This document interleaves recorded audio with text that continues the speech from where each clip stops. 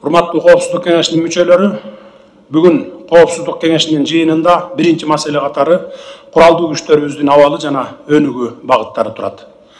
Анын негизинде Кыргыз Республикасынын аскердик доктринасынын долбоорун кароо сунушталууда. Мен Кыргыз Республикасынын президенти жана куралдуу күчтөрдүн башкы кол башчысы катары биринчи кезекте мамлекетте орун алган көйгөйлөрдү чечүүгө жана улуттук коопсуздукту камсыз кылууга багытталган көптөгөн тапшырмаларды бергенмин.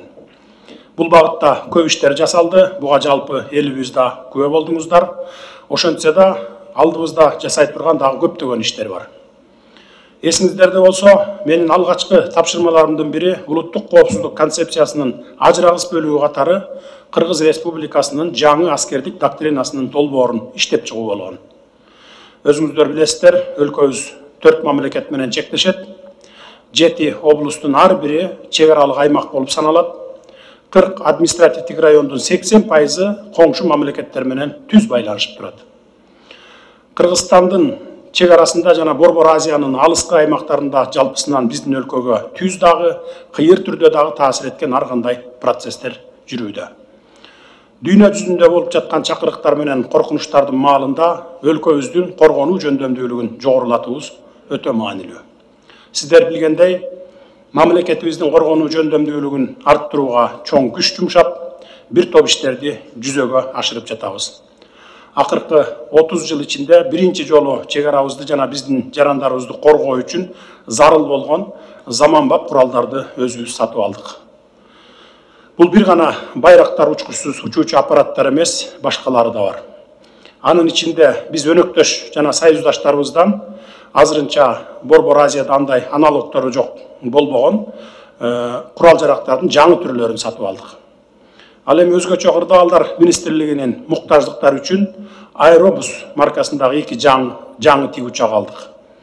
Коргоо министрлиги үчүн бюджеттик каражаттардын эсебинен 5 тиг учак капиталдык ремонттоон өтүп, андан тышкары жаңы Ми-17 Би-5 учагы сатып алынып, кошумча дагы Ми-17 маркасындагы тиг учактарын сатып алуу алдында турабыз.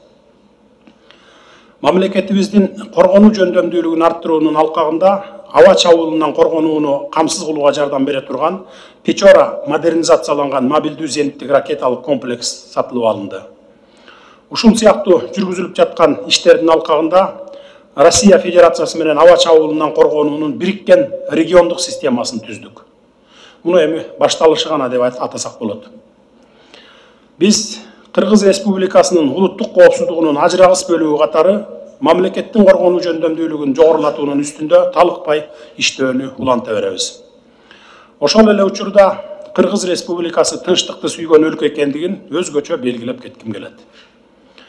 Биз кайсы бир башка өлкөгө кол салуу максатын көздөбөйбүз, андай ниетибиз да жок, андай пландарды да койбогонбуз. Кандай гана чыр-чатак болбосун, аны алдын алууга же бир гана дипломатиялык жол менен чечүүгө болот деп эсептейм.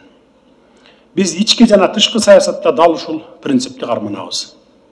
Ошол эле учурда бизге карата куралдуу агрессия көрсөткөндөр болсо, анын кесепетинен жарандарыбыз курман болуп жатса, үйлөрүбүз жана башка инфратүзүмдөрүбүз талкаланып өрттөлүп жатса, биз андайга жөн гана байкоо салып олтура албайбыз. Биз кандай гана агрессор болбосун, тиешелүү жооп кайтарууга даярбыз. Тилекке каршы азыркы учурда дүйнө жүзүндө кыйын кырдаал түзүлүүдө.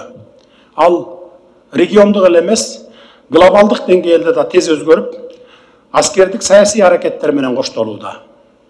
Мунун баары аскердик жана мамлекеттик башкаруу системасынын бекемдөө зарылдыгын эскертип, аскердик коопсуздук коркунучтар артып баратканынан кабар берет. Ага ылайык аскердик коопсуздукту жана коргонууну камсыз кылууга мамлекеттик көз карашты кайра карап чыгууну талап кылууда. Жалпы аскердик саясий туруксуздук, согуш аракеттеринин очоктору жер шарынын ар кайсы аймактарында улам бир жаңы куралдуу кагылыштардын келип чыгышы элестете алгыс кесепеттерге алып келиши мүмкүн. Эл аралык террористтик жана экстремисттик уюмдардын активдүү ишмердиги Борбор Азия аймагындагы бардык мамлекеттер үчүн коркунуч булагы бойдон калууда. Мамлекеттер аралык мамилелер жана региондор аралык байланыштар системасында түзүлгөн карама-каршылыктар фонунда ал күч алып жатат. Geosаясий кызыкчылыктардын кагылышы, дүйнөлүк алдыңкы державалардын жана аскердик саясий блоктордун ортосундагы карама-каршылыктардын күчөшү өлкөлөр ортосундагы өз ара ишенимге доо кетирип, кризис жаратты. Анын кесепети дүйнөлүк экономикага да таасирин тийгизүүдө.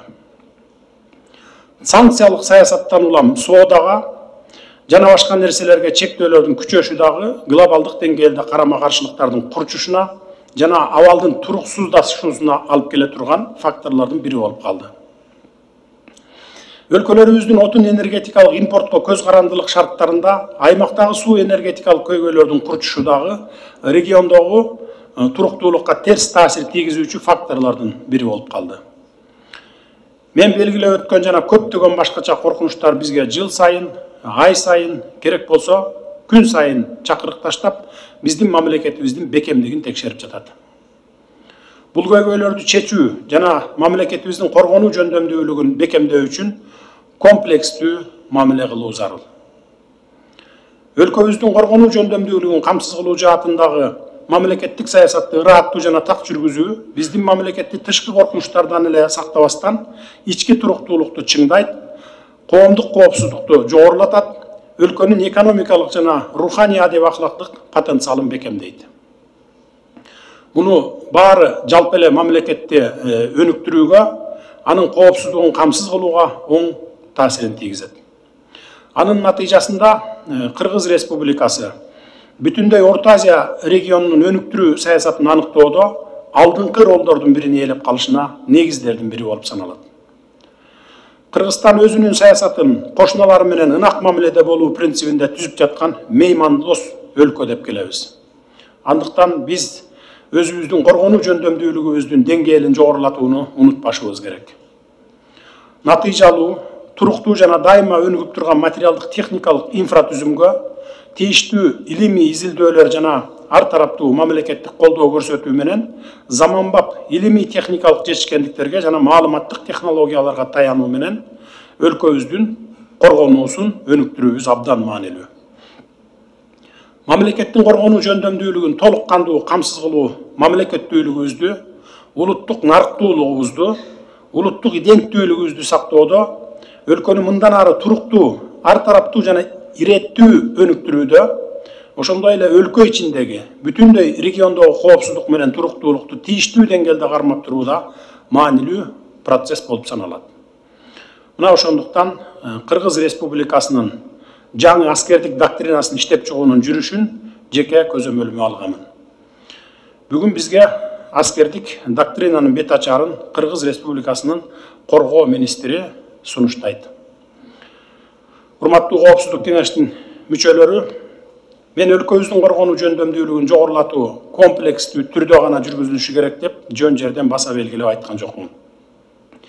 Мамлекетибиздин коопсуздугун ушундай ыкмалар менен гана чек ара чыр чатактарынан, ниети түз эмес мамлекеттердин куралдуу агрессиясынан жана башка коркунучтардан натыйжалуу камсыз кылууга, ошондой эле жергебизди ар кандай террористтик жана экстремисттик бандалык түзүлүштөрдүн басып кирип келүүсүнөн коргоого боло турганын практика көрсөтүп турат. Ушул максаттарда менин тапшырмама ылайык коргоо министрлиги коопсуздук кеңешинин катчылыгы менен биргеликте жаңы аскердик доктринанын долбоорун иштеп чыгышты.